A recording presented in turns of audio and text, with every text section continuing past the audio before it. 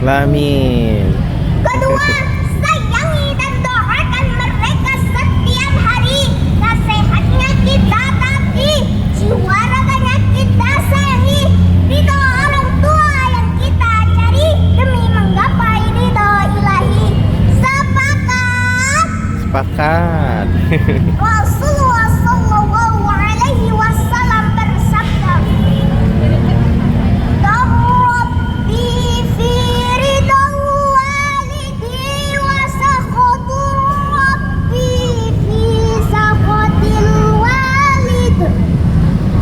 Ridha Allah tergantung pada ridha orang tua dan kemurkaan Allah tergantung pada kemurkaan orang tua. Sahabat dai dan dewan juri yang dimuliakan Allah Subhanahu wa taala.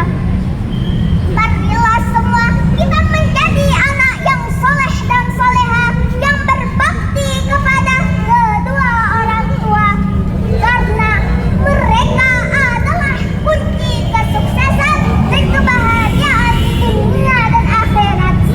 Janganlah sakiti hati keduanya, karena biarpun salatmu beribu-ribu rakaat, sedekahmu berjuta-juta ringgit, hajimu berkali-kali, tapi satu gores hati keduanya, maka surga bukanlah milikmu. Betul hadirin.